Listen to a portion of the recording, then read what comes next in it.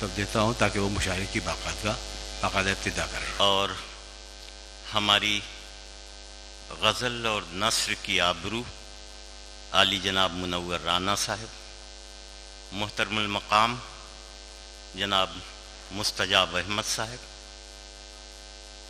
صحراؤں میں گلزار جیسی کیفیت بنانے والے تمام محترم و معزز سامعین اور حاضرین، خواتین و حضرات، مسلمان سکھ نہ ہندو بولتا ہے، مسلمان سکھ نہ ہندو بولتا ہے، سروں پر چڑھ کے جادو بولتا ہے، ابھی تہذیب زندہ ہے ہماری، ابھی یہ شہر اردو بولتا ہے. محترم حاضرین، اردو زبان کی جب تشکیل ہو رہی تھی آج سے 600-700 برس پہلے، اس وقت اردو والے کتنے باظرف اور کتنے وسیع نظر تھے کہ 600-700 برس پہلے انہوں نے اردو میں عربی کے الفاظ شامل کیے، فارسی کے الفاظ شامل کیے، ترکی کے الفاظ شامل کیے، عبرانی کے الفاظ شامل کیے اور سنسکرت اور ہندی کے بھی الفاظ شامل کیے. اتنے باخبر تھے وہ لوگ کہ انہیں یہ معلوم تھا کہ 20ویں اور 21ویں صدی میں یہ زبان عالمی زبان بننے والی ہے. اس منظر کو ان کی کھلی ہوئی آنکھوں نے 7 صدیوں پہلے دیکھ لیا تھا، ورنہ ایسا نہ ہوتا کہ ایک زبان کی تشکیل کے لیے وہ کم از کم آدھے درجن بین الاقوامی زبانوں سے الفاظ مستعار لیتے تاکہ اس زبان میں اتنی خوشبو پیدا ہو جائے اور وہ زبان بالکل گلدستے جیسی بن جائے. ہم سلام کرتے ہیں اپنے ان آبا و اجداد کو جنہوں نے اردو کی تشکیل کو اس وقت بین الاقوامی روپ دیا، بین الاقوامی شکل دی. آج خلیجی ملکوں میں اور یورپ اور امریکہ کینیڈا تک میں جو اردو پھیلی ہوئی ہے، اس کے پیچھے بے پناہ باخبری ہے، بے پناہ عالی ظرفی ہے، بے پناہ وسیع نظری ہے جو کئی صدیوں پہلے ہمارے بزرگوں کو حاصل تھی. ہم ان کی روح کو سلام پیش کرتے ہیں. آپ ہندوستان اور پاکستان بر صغیر سے کافی فاصلے پر یہاں مسقط میں ہیں. آپ اس صحرا کو گلزار بنا رہے ہیں اپنی محنتوں سے، اپنی مشقتوں سے. دنیا کی تاریخ عبارت ہے ہجرتوں سے. پوری دنیا میں ہمیشہ لوگ اپنا وطن چھوڑ کر، ایک دیار چھوڑ کر کے دوسرے دیار میں جب جاتے رہے تو انہیں اپنا مستقبل بہتر بنانے کی خواہش بھی رہتی تھی اور دنیا کو خوبصورت بنانے کا جذبہ بھی رہتا تھا. جب تک آپ ایک جگہ سے دوسری جگہ نہ جائیں گے تب تک نہ تو دنیا خوبصورت بن سکتی ہے، نہ تو آپ کے ذہنوں میں وسعت پیدا ہو سکتی ہے. اس لیے جو لوگ اپنا وطن چھوڑ کر کے خلیجی ملکوں میں آئے ہیں، میں ان کی دور اندیشی اور بلند فکری کو سلام کرتا ہوں کہ انہوں نے اپنے مستقبل کو بہتر بنانے کی بھی کوشش کی اور دنیا کو خوبصورت بنانے کا بھی ان کے ہاں اپنی محنتوں کے وسیلے سے ایک قیمتی جذبہ موجود ہے. میں اس جذبے کو سلام کرتا ہوں. مستجاب بھائی سے ہم لوگوں کا رشتہ بڑی محبت کا، بڑے خلوص کا اور بڑے احترام کا ہے. میرا رشتہ یوں بھی بہت ہے تاکہ اس زبان میں اتنی خوشبو پیدا ہو جائے اور وہ زبان بالکل گلدستے جیسی بن جائے. ہم سلام کرتے ہیں اپنے ان آبا و اجداد کو جنہوں نے اردو کی تشکیل کو اس وقت بین الاقوامی روپ دیا، بین الاقوامی شکل دی. آج خلیجی ملکوں میں اور یورپ اور امریکہ کینیڈا تک میں جو اردو پھیلی ہوئی ہے، اس کے پیچھے بے پناہ باخبری ہے، بے پناہ عالی ظرفی ہے، بے پناہ وسیع نظری ہے جو کئی صدیوں پہلے ہمارے بزرگوں کو حاصل تھی. ہم ان کی روح کو سلام پیش کرتے ہیں. آپ ہندوستان اور پاکستان بر صغیر سے کافی فاصلے پر یہاں مسقط میں ہیں. آپ اس صحرا کو گلزار بنا رہے ہیں اپنی محنتوں سے، اپنی مشقتوں سے. دنیا کی تاریخ عبارت ہے ہجرتوں سے.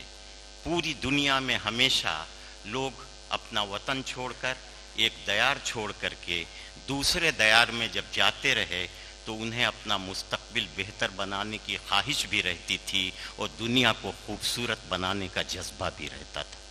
جب تک آپ ایک جگہ سے دوسری جگہ نہ جائیں گے تب تک نہ تو دنیا خوبصورت بن سکتی ہے، نہ تو آپ کے ذہنوں میں وسعت پیدا ہو سکتی ہے۔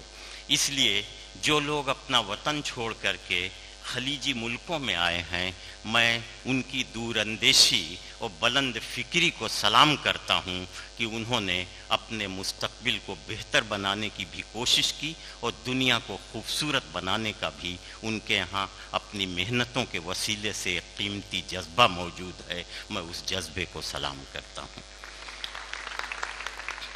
مستجاب بھائی سے ہم لوگوں کا رشتہ بڑی محبت کا، بڑے خلوص کا اور بڑے احترام کا ہے۔ میرا رشتہ یوں بھی بہت ہی عقیدت اور احترام کا ہے کہ وہ بھی علی گیرین ہیں، میں بھی علی گیرین ہوں۔ سن 68 میں میں نے علی گڑھ مسلم یونیورسٹی سے انگریزی میں ایم کیا تھا۔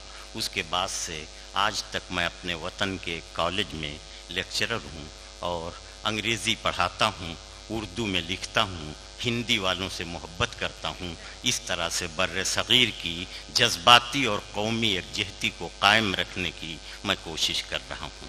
آپ نے مجھے بلایا، اس کا میں بے پناہ شکریہ ادا کرتا ہوں۔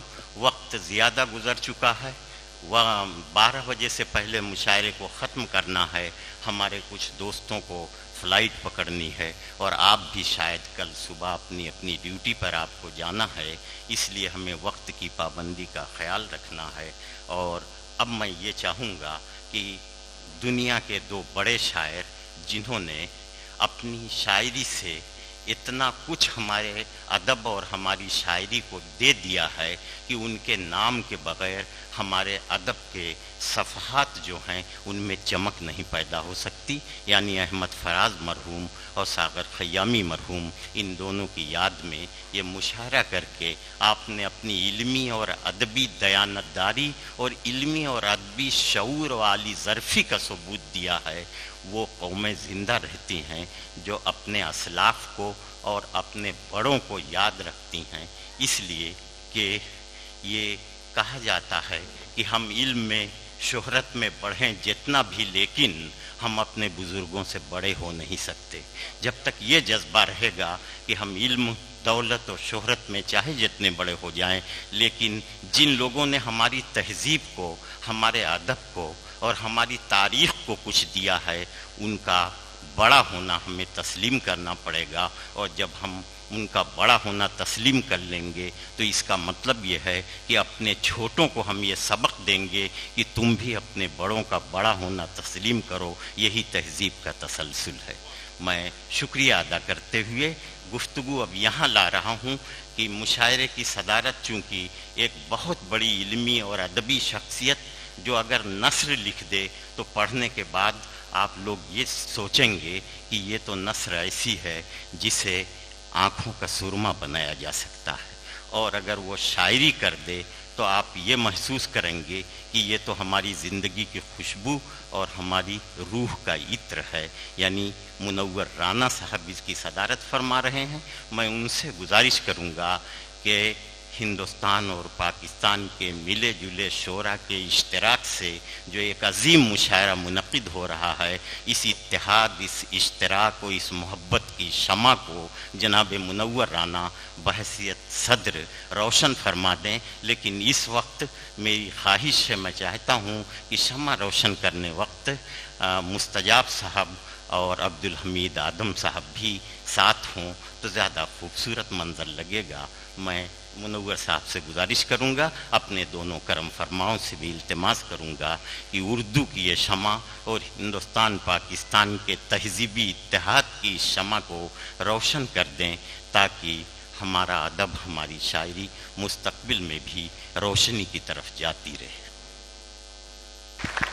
زندہ باد منور رانا، زندہ باد صدر مشاعرہ، زندہ باد مستجاب صاحب، جن کی نگاہ انتخاب نے ایک ایسے شخص، ایک ایسی شخصیت کو صدارت کا منصب دیا کہ شاید آج سامعین کو پہلی مرتبہ احساس ہوا ہو کہ کسی مناسب ترین شخص کو اس منصب تک بٹھایا گیا جہاں کا وہ حقدار تھا۔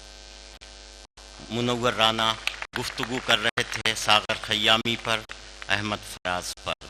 لگ رہا تھا کہ دانشوری بول رہی ہے، سارے مجمع کا دل دھڑک رہا ہے، منور کی زبان بن گیا ہے. لگ رہا تھا کہ پہاڑوں سے آبشار اتر رہا ہے، لگ رہا تھا کہ چشمہ آب رواں زمین سے ابل رہا ہے، لگ رہا تھا کہ پھول اور کلی دونوں ایک دوسرے سے گفتگو کر رہے ہیں، لگ رہا تھا کہ چڑیاں چہچہا رہی، لگ رہا تھا کہ جیسے دانشوری کو زبان مل رہی. یہ تھے جناب منور رانا جن کی صدارت میں آج مشاعرہ ہے.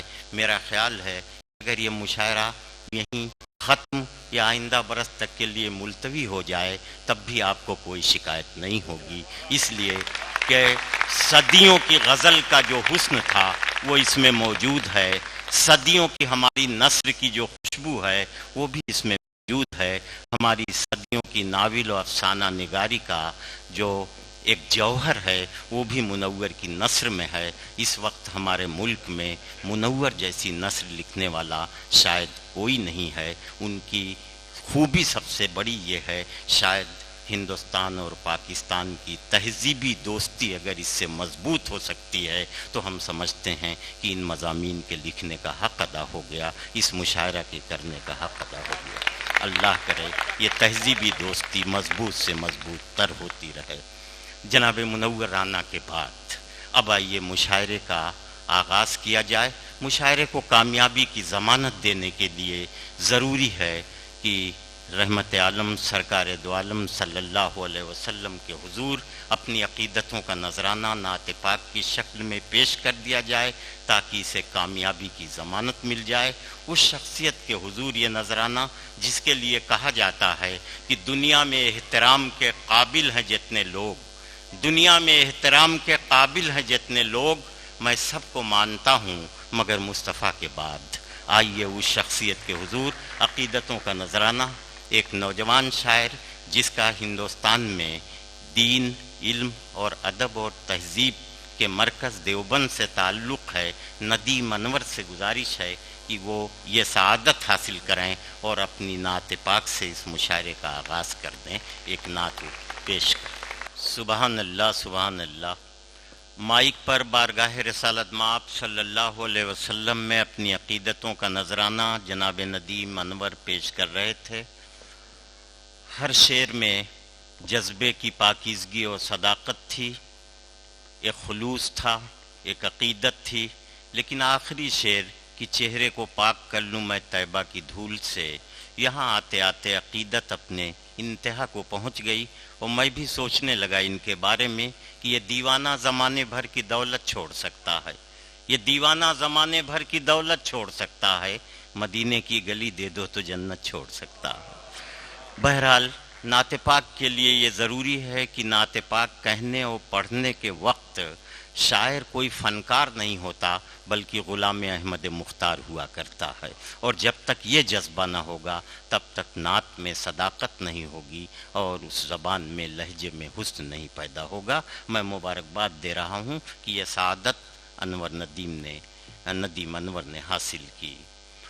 اب آئیے دوستو، غزل کی ایک خوبی ہے کہ سقراط کا زہر حلاحل ہو کہ عیسیٰ مسیح کی صلیب، رام کا بنواس ہو یا پیغمبر اسلام صلی اللہ علیہ وسلم کی ہجرت، تاریخ کا کوئی ایسا واقعہ نہیں ہے جو غزل نے جس واقعے کو اپنے دامن میں گل بوٹے کی طرح ٹانک نہ لیا ہو. اسی وجہ سے غزل کے لیے یہ کہا جاتا ہے کہ غزل کا ایک شعر افسانے کا اختصار ہوتا ہے اور مکمل غزل ناول کا خلاصہ ہوا کرتی ہے. آئیے غزل کی طرف. میں بالکل ایک نوجوان بہت ہی باصلاحیت شاعر جو ایک بڑا اچھا نثر نگار صحافی ہے، ایک مشہور رسالہ مژگاں کا ایڈیٹر ہے، میں اسے آواز دینا چاہتا ہوں اس تمہید کے ساتھ کہ نئی نسلیں سلگنا چاہتی ہیں، نئی نسلیں سلگنا چاہتی ہیں، بزرگوں سے الجھنا چاہتی ہیں، پرانی بندشوں کو توڑ کر وہ نہ جانے کیوں نکلنا چاہتی ہیں. نئی نسل کی یہ خوبی ہے، زندگی کا کوئی بھی میدان ہو وہ اپنی ایک شناخت تلاش کر رہی ہے، اپنی ایک پہچان تلاش کر رہی ہے، احساس کی، خیالات کی، لہجے کی ایک ندرت کی اسے جستجو ہے۔ آئیے اس نوجوان سے ملیے اور دیکھیے خیالات یہ کہاں کہاں سے لاتا ہے اور اپنی شاعری کو کیسے کیسے سنوارتا ہے۔ میری مراد نوشاد مومن سے ہے، جو ہندوستان کے مشہور انقلابی شہر کلکتہ سے تعلق رکھتے ہیں۔ مائک پر جناب نوشاد۔ ہر ایک ظلم جبر کا لینا ہے انتقام، آنسو بہائیں بیٹھ کے ذلت کی بات ہے۔ نئی نسل کا شخص اپنے لہجے میں ایک تیور رکھتا ہے، اپنے یہاں ایک جذبہ، ایک حوصلہ رکھتا ہے کہ جہاں جہاں اندھیرے ہیں وہاں جگنو ہی صحیح لیکن انہیں موجود رکھ دینا ہے۔ یہ ایک کوشش ہے۔ وہ شعر پڑھ رہے تھے، میں سوچ رہا تھا کہ حق نوائی سے ہمارا سلسلہ ٹوٹا نہیں، حق نوائی سے ہمارا سلسلہ ٹوٹا نہیں، یعنی ماضی سے ابھی تک رابطہ ٹوٹا نہیں، سر بھی ہے محفوظ، بازو بھی سلامت ہیں، ابھی تیغ ٹوٹی ہے ہمارا حوصلہ ٹوٹا نہیں۔ جناب نوشاد مومن نے غزل کے وسیلے سے ایسے عزم و عمل اور حوصلے کی گفتگو کی کہ پھر ایک بار میں سوچنے لگا کہ اگر اے ناخدا طوفان سے لڑنے کا دم خم ہے، اگر اے ناخدا طوفان سے لڑنے کا دم خم ہے، ادھر کشتی کو مت لانا، ادھر پانی بہت کم ہے۔ جناب نوشاد نے واقعی بڑی زندگی پیدا کی۔ اب آئیے میں میر کی دلی سے تشریف لانے والے ایک ایسے شاعر سے گزارش کر رہا ہوں جسے سن کے آپ حیرت زدہ ہوں گے اور یہ سوچیں گے کہ اسے تو بہت پہلے یہاں آ جانا چاہیے تھا۔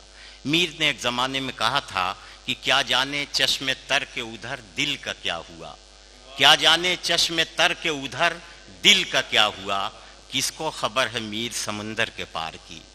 چشم تر کے ادھر جو دل کے معاملات ہیں ان کی حقیقت کو، اس غم کو اور اس غم کی خوشبو کو غزل بنا دینا بہت بڑا ہنر ہے، اور ایسا ہنر جسے حاصل ہوتا ہے اس کی شخصیت اس طرح کی بنتی ہے۔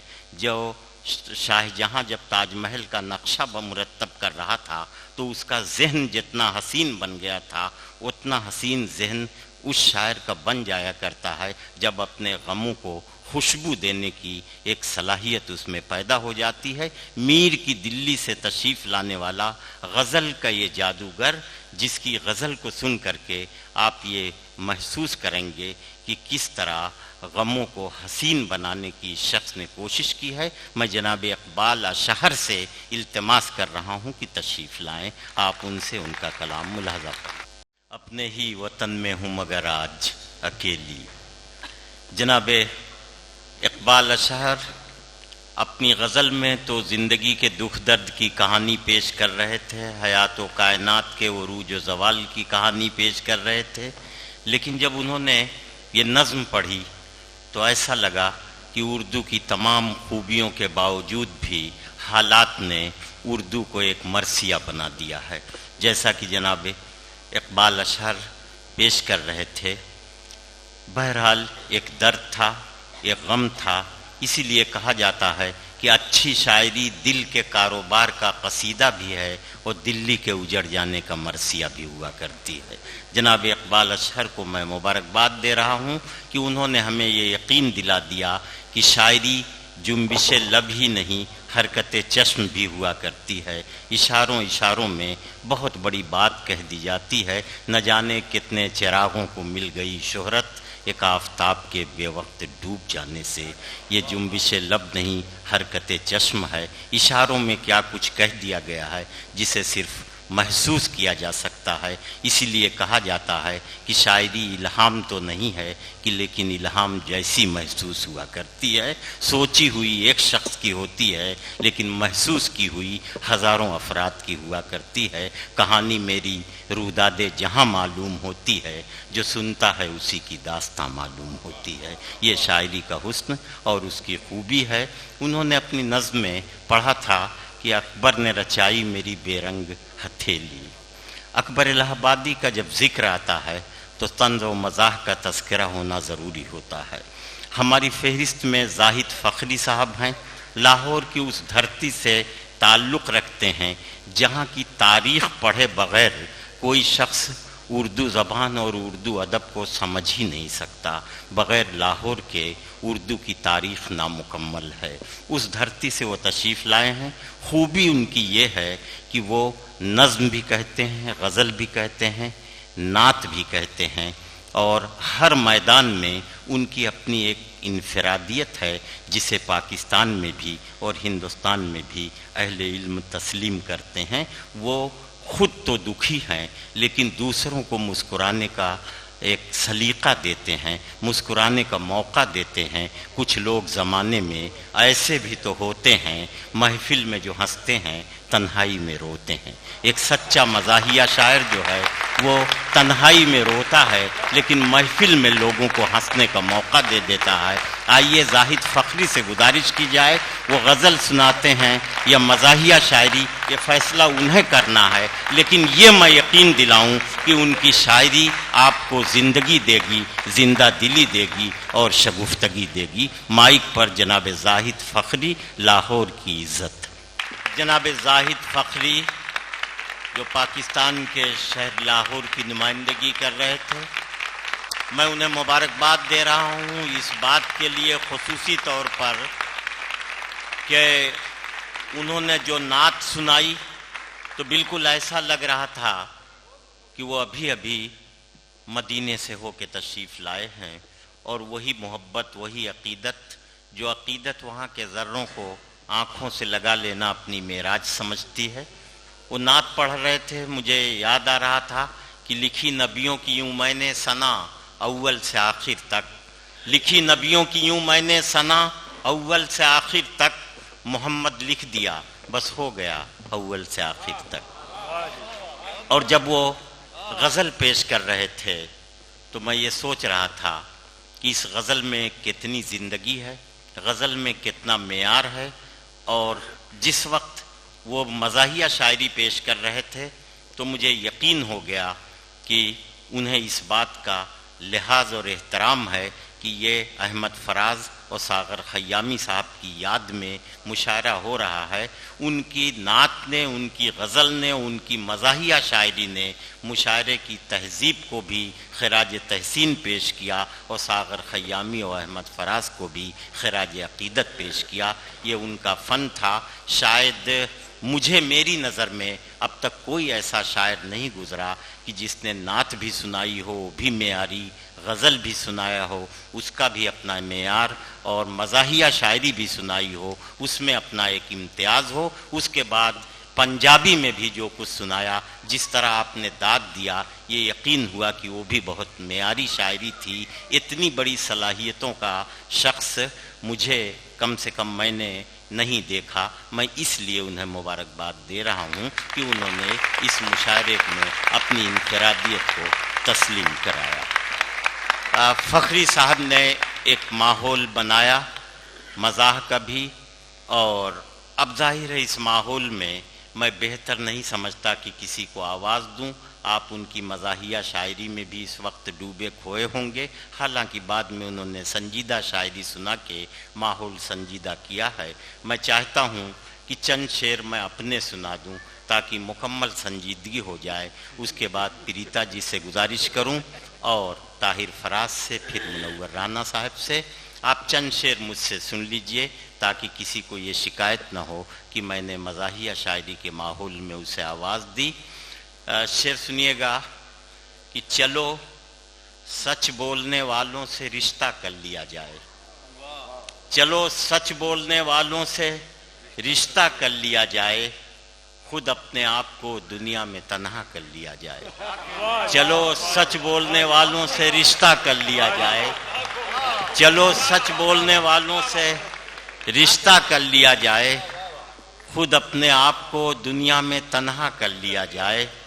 دو ایک اور متفرق شعر سن لیجئے کہ ہر ایک شے کی بڑی دیکھ بھال کرتے ہیں، ہر ایک شے کی بڑی دیکھ بھال کرتے ہیں، جو لوگ کچھ نہیں کرتے کمال کرتے ہیں۔ ہر ایک شے کی بڑی دیکھ بھال کرتے ہیں، جو لوگ کچھ نہیں کرتے کمال کرتے ہیں۔ پھر شعر سنیے کہ ابھی آنکھوں کی شمعیں جل رہی ہیں، پیار زندہ ہے، ابھی آنکھوں کی شمعیں جل رہی ہیں، پیار زندہ ہے، ابھی مایوس مت ہونا، ابھی بیمار زندہ ہے۔ ابھی آنکھوں کی شمعیں جل رہی ہیں، ابھی آنکھوں کی شمعیں جل رہی ہیں، پیار زندہ ہے، ابھی مایوس مت ہونا، ابھی بیمار زندہ ہے۔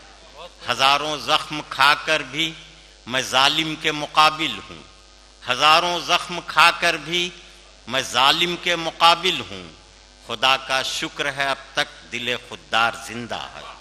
ہزاروں زخم کھا کر بھی میں ظالم کے مقابل ہوں، خدا کا شکر ہے اب تک دل خوددار زندہ ہے۔ اور کوئی بیعت طلب بزدل کو جا کر یہ خبر کر دے، کوئی بیعت طلب بزدل کو جا کر یہ خبر کر دے کہ میں زندہ ہوں جب تک جرأت انکار زندہ ہے۔ کوئی بیعت طلب بزدل کو جا کر یہ خبر کر دے، کوئی بیعت طلب بزدل کو جا کر یہ خبر کر دے کہ میں زندہ ہوں جب تک جرأت انکار زندہ ہے۔ ابھی آنکھوں کی شمعیں جل رہی ہیں، پیار زندہ ہے، ابھی مایوس مت ہونا، ابھی بیمار زندہ ہے۔ تو ایک شعر اور سن لیجئے کہ اچھی بات، بہت محبت آپ کی، دو ایک شعر اور سنا کے۔ چاندنی میں رات بھر سارا جہاں اچھا لگا، چاندنی میں رات بھر سارا جہاں اچھا لگا، دھوپ جب پھیلی تو اپنا ہی مکان اچھا لگا۔ چاندنی میں رات بھر سارا جہاں اچھا لگا، دھوپ جب پھیلی تو اپنا ہی مکان اچھا لگا۔ ایک شعر سنیے جو ایک 40-45 برس کی عمر کے بعد کے لوگوں کے لیے اس میں زیادہ غور فکر کی ضرورت ہے کہ چاندنی میں رات بھر سارا جہاں اچھا لگا، دھوپ جب پھیلی تو اپنا ہی مکان اچھا لگا۔ شعر سنیے گا کہ آ کے اب ٹھہرے ہوئے پانی سے دلچسپی ہوئی، آ کے اب ٹھہرے ہوئے پانی سے دلچسپی ہوئی، ایک مدت تک ہمیں آب رواں اچھا لگا۔ آ کے اب ٹھہرے ہوئے پانی سے دلچسپی ہوئی، آ کے اب ٹھہرے ہوئے پانی سے دلچسپی ہوئی، ایک مدت تک ہمیں آب رواں اچھا لگا۔ اور زینی صاحب سنیے گا شعر، آپ ہمارے علی گڑھ کے دوستوں میں ہیں، کرم فرماؤں میں، شعر سنیے گا کہ آ کے اب ٹھہرے ہوئے پانی سے دلچسپی ہوئی، ایک مدت تک ہمیں آب رواں اچھا لگا۔ اور اب تو یہ احساس بھی باقی نہیں ہے دوستو، اب تو یہ احساس بھی باقی نہیں ہے دوستو، کس جگہ ہم مزمحل تھے اور کہاں اچھا لگا۔ اب تو یہ احساس بھی باقی نہیں ہے دوستو، کس جگہ ہم مزمحل تھے اور کہاں اچھا لگا۔ چاندنی میں رات بھر سارا جہاں اچھا لگا، دھوپ جب پھیلی تو اپنا ہی مکان اچھا لگا۔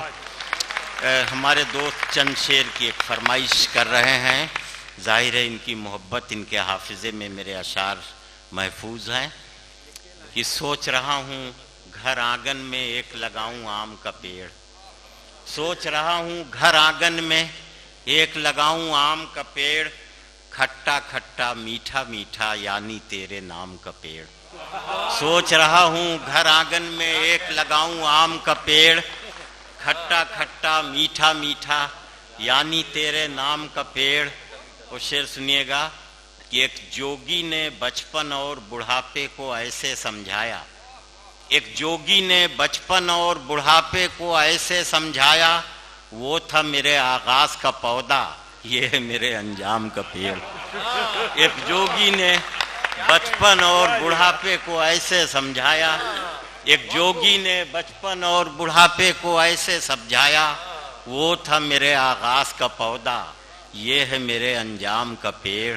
اور سارے جیون کی اب اس سے بہتر ہوگی کیا تشبیہ، سارے جیون کی اب اس سے بہتر ہوگی کیا تشبیہ، بھور کی کونپل صبح کے میوے دھوپ کی شاخیں شام کا پیڑ۔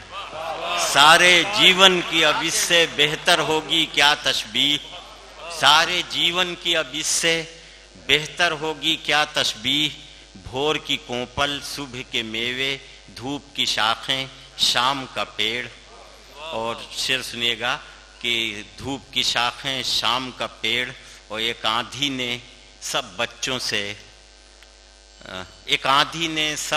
سے اس کا سایہ چھین لیا، ایک آندھی نے سب بچوں سے اس کا سایہ چھین لیا، چھاؤں میں جس کی چین بہت تھا جو تھا بڑے آرام کا پیڑ، چھاؤں میں جس کی چین بہت تھا جو تھا بڑے آرام کا پیڑ، اور کل تک جس کی ڈال ڈال پر پھول مسرت کے کھلتے تھے، کل تک جس کی ڈال ڈال پر پھول مسرت کے کھلتے تھے، آج اسی کو سب کہتے ہیں رنج و غم و آلام کا پیڑ، کل تک جس کی ڈال ڈال پر پھول مسرت کے کھلتے تھے، آج اسی کو سب کہتے ہیں رنج و غم و آلام کا پیڑ۔ اور آخری شعر سنیے، یہ سب گاؤں کی زندگی سے بھی آپ لوگوں کا تعلق ہوگا کہ نیم ہمارے گھر کی شوبھا جامن سے بچپن کا رشتہ، نیم ہمارے گھر کی شوبھا جامن سے بچپن کا رشتہ، ہم کیا جانے کس رنگت کا ہوتا ہے بادام کا پیڑ، نیم ہمارے گھر کی شوبھا، نیم ہمارے گھر کی شوبھا جامن سے بچپن کا رشتہ، ہم کیا جانے کس رنگت کا ہوتا ہے۔ ادب صاحب محترم توجہ فرمائیے کہ نیم ہمارے گھر کی شوبھا جامن سے بچپن کا رشتہ، ہم کیا جانے کس رنگت کا ہوتا ہے بادام کا پیڑ، سوچ رہا ہوں گھر آنگن میں ایک لگاؤں آم کا پیڑ، کھٹا کھٹا میٹھا میٹھا یعنی تیرے نام کا پیڑ۔ بہت شکریہ دوستو، ایک اعلان جو مجھے بہت پہلے کر دینا چاہیے تھا وہ میں اب کر رہا ہوں، اور وہ آپ کی اخلاقی، تہذیبی، ادبی ذمہ داری بنتی ہے کہ اس پر کسی حد تک آپ عمل کیجئے۔ ہمارے دوستوں نے، منور رانا صاحب نے، نوشاد صاحب، فخری صاحب اور طاہر فراز نے بھی، اور پریتا واجپئی صاحبہ، یہ سب کچھ اپنی کتابیں لائے ہوئے ہیں۔ ظاہر ہے ان لوگوں کی تحریریں بڑی عزت کے ساتھ ہندوستان پاکستان میں پڑھی جاتی ہیں، اور آپ اردو کی کوئی بھی خدمت اگر کر سکتے ہیں عملی طور پر تو یہ کہ اردو کی کتاب خرید کے پڑھیے، اس سے بڑی کوئی خدمت نہیں ہو سکتی۔ ہم ہندوستان پاکستان کے غریب لوگ تو نہیں خرید کے پڑھ پاتے، لیکن آپ اس پوزیشن میں ہیں کہ آپ ان دوستوں کی کتابیں خرید کے پڑھیں، ان کی حوصلہ افزائی ہو اور اردو کے بہتر مستقبل کے لیے راستے ہموار ہو سکیں۔ یہ میں آپ سے گزارش صرف کر سکتا ہوں، ظاہر ہے کوئی حکم نہیں دے سکتا، لیکن میرا خیال ہے میری گزارش بیکار نہیں جائے گی۔ اب آئیے، لنکا میں راون کی شنکا گھر میں رام کا ڈر، لنکا میں راون کی شنکا گھر میں رام کا ڈر، دویدھاؤں کے بیچ پھنسی ہے ناری جیون بھر۔ ہمارے اس بر صغیر کی ناری کو بہت زیادہ امتحانات دینے پڑتے ہیں۔ ظاہر ہے مرد زندگی میں اتنے امتحانات سے نہیں گزرتا جتنی آزمائش سے خواتین گزرتی ہیں۔ ایک دہلیز چھوڑنی پڑتی ہے، دوسری چوکھٹ کو آباد کرنا پڑتا ہے، ایک گھر سے روتے ہوئے نکلنا ہوتا ہے، دوسرے گھر پر مسکراتے ہوئے لوگوں کا استقبال کرنا پڑتا ہے۔ اس کے بعد زمانے کے مسائل و مصائب اور زمانے کی دھوپ چھاؤں کو برداشت کرتے ہوئے شاعری کرنا اور اس میں زندگی کی سچائیوں کو بیان کرنا بڑا مشکل کام ہوتا ہے۔